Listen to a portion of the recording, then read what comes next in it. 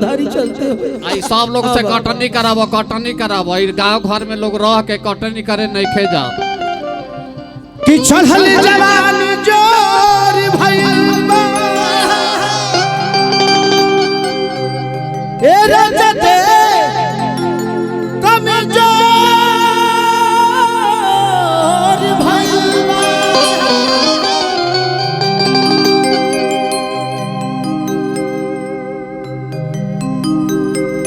कि कौन परेशान है चढ़ल जवानी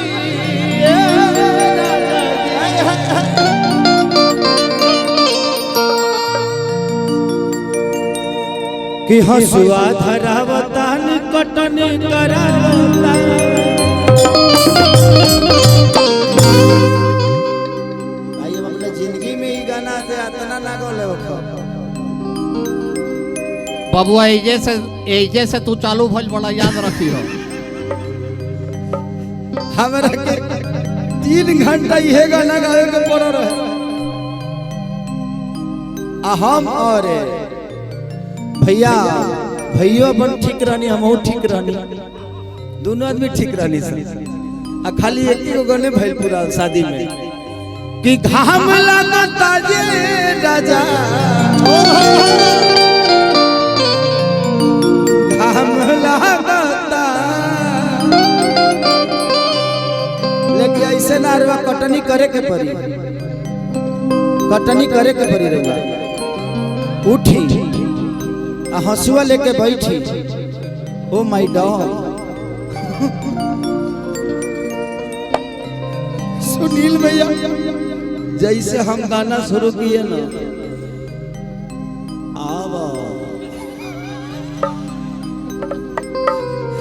कि घाम लागत राजा घाम लागत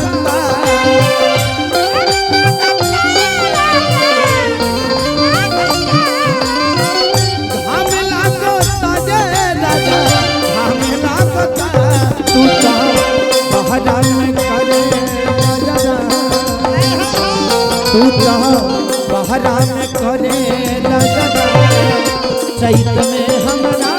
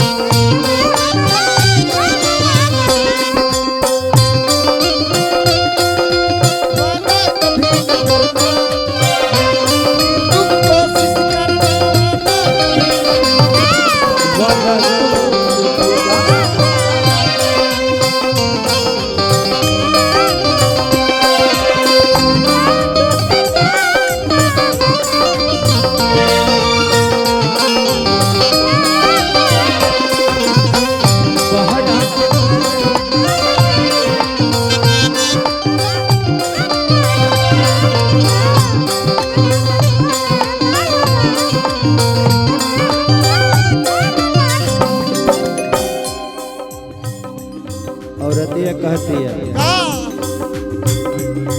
अच्छा सुनील भैया, चलिए सुनील भैया की तरफ से बहुत आशीर्वाद और आशीर्वाद के रूप में ही स्वीकार बात एक बार दे देती रहो। अस्थिर हम हूँ अस्थिर। सुनील भैया अब इसको लेके जाइएगा, इसको लेके जाइएगा। ये अच्छी बात है। हेलो, इधर भी दीजिए, इधर भी दीजिए। जितने कलाकार बैठे हैं बजाने वाले देख लीजिए, वो बेचारे उधर उधर उधर उधर उधर सबको 1,000 रुपये दे, 500 ना। Hello hello hello, sorry sorry, 1,000 एक दीजिए। सब बच्चे इतना मेहनत सब कर रहे हैं, अच्छी बात थोड़ी है। इनका भी मेहनत है, इनको भी लगना चाहिए कि भाई अपने भतीजा के रही में आए हैं तो इनको लगना चाहिए कि इनका भी नचनिया बजनिया संग उदास ना कर जाला। चढ़ली जवानी हमार हो जाता है,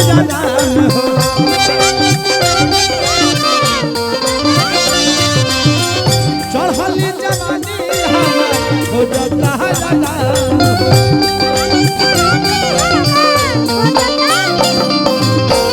हो जाता हरानी तमन झनवा।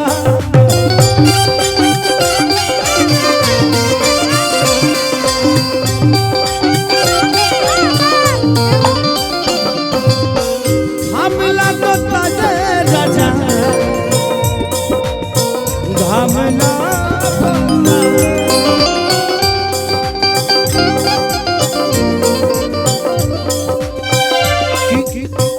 कि कुछ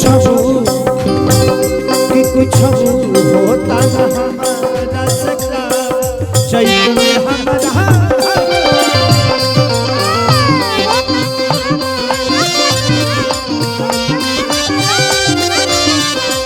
तू तो बहाना में पड़े चैत में हमारा।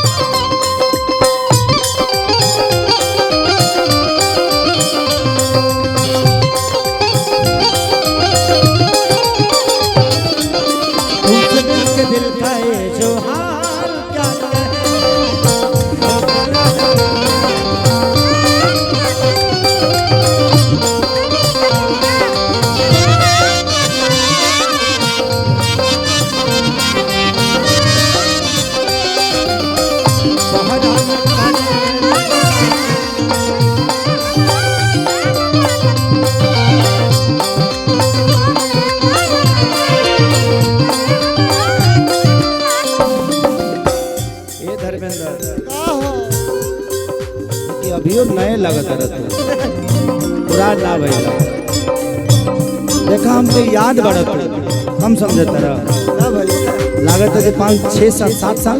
हाँ 6 साल बाद तो के देख ले बने है ना कि अंकुश राजा सैया सुन लो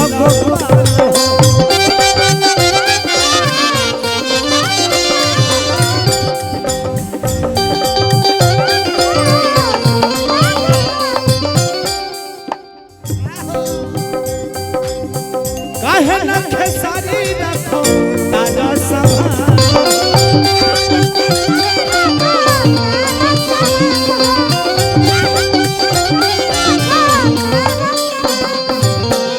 अंकुश राजा सैया सुन लो गोपाल हो काहे न खेसारी रखो ताजा संभाल हो कि जिया पहले बड़ा सोना के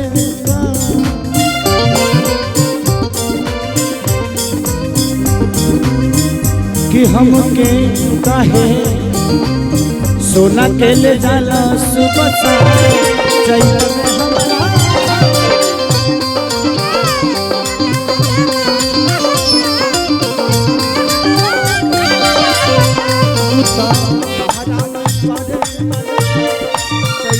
हमारा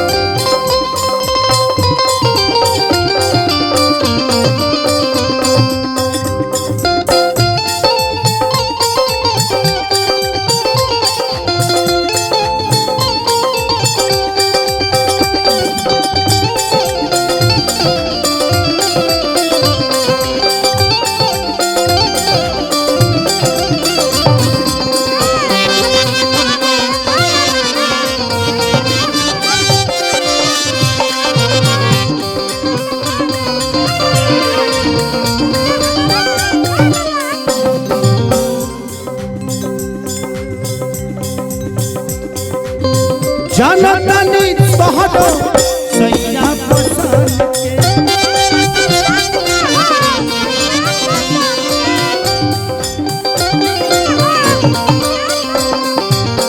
काहे बर्बाद करा के धान के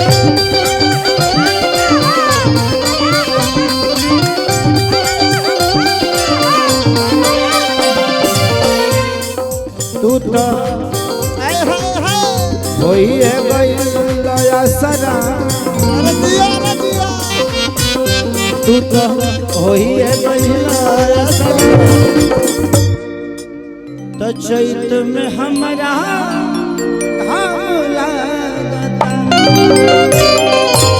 कि तू तो बहरा में करे चैत में हमारा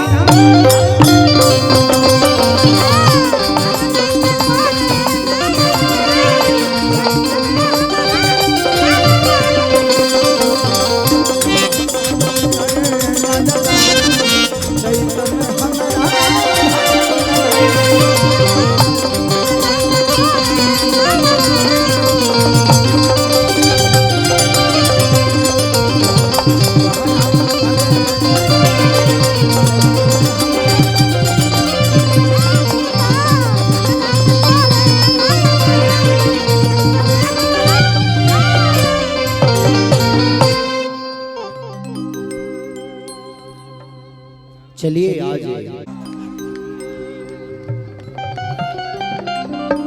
आप बहुत लयदार है ना भैया, रोम रोम में आपके लय है। दुनिया आपको समझे या ना समझे, बट आप सच में बहुत प्यारे कलाकार हैं। बबुआ यह हमारी जिंदगी है, संगीते जिंदगी बा संगीते में मरा। आप सच में बहुत, क्योंकि हम लोग हमेशा से जाते हैं ना कहीं भी गए, दुनिया इसी उम्र में जिम्मेदारी इतनी बड़ी मिल गई। जिस उम्र में हमें पढ़ना चाहिए था उस उम्र में तो मैं गार्जियन बन गया। अपने पूरे परिवार ही नहीं बल्कि प्रयास करता हूं जिस तरह मेरे दो भाइयों ने प्रयास किया। मैं आप लोगों से इतना प्यार करता हूं कि आप लोग को अंदाजा ही नहीं होगा। अंकुश राजा इस धरती के ऐसे व्यक्ति हैं कि मैं अपने पत्नी से भी ज्यादा आप दोनों को प्यार करता हूं। उसका रीजन यही और सिर्फ वही नहीं, ये शुरुआत हमारे गोपाल भैया ने किया था, जो हमारे बहनों की, जो गरीब बहनों की, क्योंकि मैं गरीब हूं यार, गरीब था, गरीब पैदा हुआ और मैं खुश नसीब हूं कि गरीब पैदा हुआ। गरीब पैदा हुआ इसलिए तो अमीर बन पाया, नहीं तो अमीर पैदा होता तो अमीर क्या होती यार। तो जिंदगी में हर आदमी को सोचना चाहिए। एक बात बताएं, ये दुनिया का दो ही दस्तूर है। खेसारी बाबू, गरीब अमीर बनता है अच्छा लगता है, अमीर जब गरीब बनता है ना बड़ा दर्द होता है। अमीरी की कब्र पे गरीबी की पनपी हुई घास बड़ी ही जहरीली होती है। इस दुनिया का दस्तूर है, ना आप अपने जन्म का लड्डू खा सकते हो ना मरने का खीर, और जिसका जन्म का लड्डू खाते हो ना वो आपके मरने का खीर खाता है। तो किसके लिए किसको बोलना यार, दुनिया को छह नहीं। बेटी दामाद की हो जाएगी, बेटा बहू का हो जाएगा, जिंदगी मौत की हो जाएगी, शरीर शमशान का हो जाएगा। मरने के बाद सिर्फ लिखाता है निधन निधन निधन।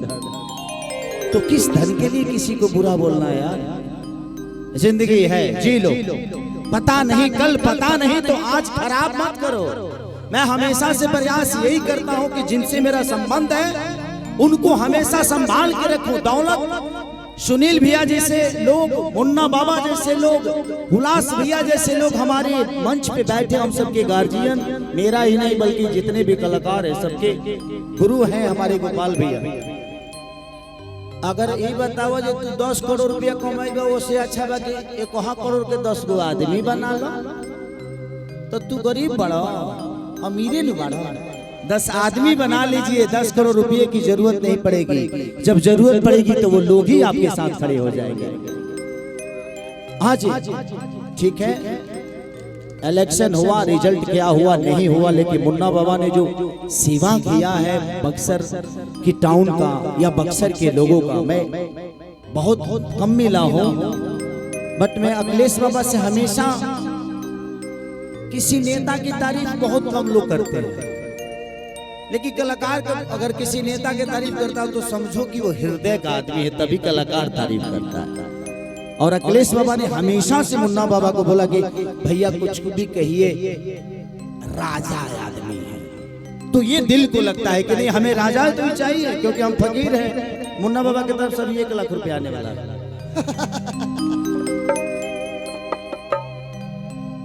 पैसा नहीं आएगा, दुआएं आएंगी। मुन्ना बाबा के घाम लगाता हो, घाम लगाता।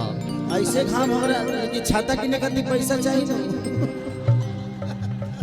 साहब ने मेरा नाम फक्कड़ रख दिया था, फक्कड़ बाबा है, यही साहब मेरा है। आप उनसे ले लीजिए, कल उनको दे दीजिएगा। ये तो बबुआ जमाओ जमाओ जमाओ। उधारी रो लगी में चलत हुई, जब वो रो लगी एक साथ रही।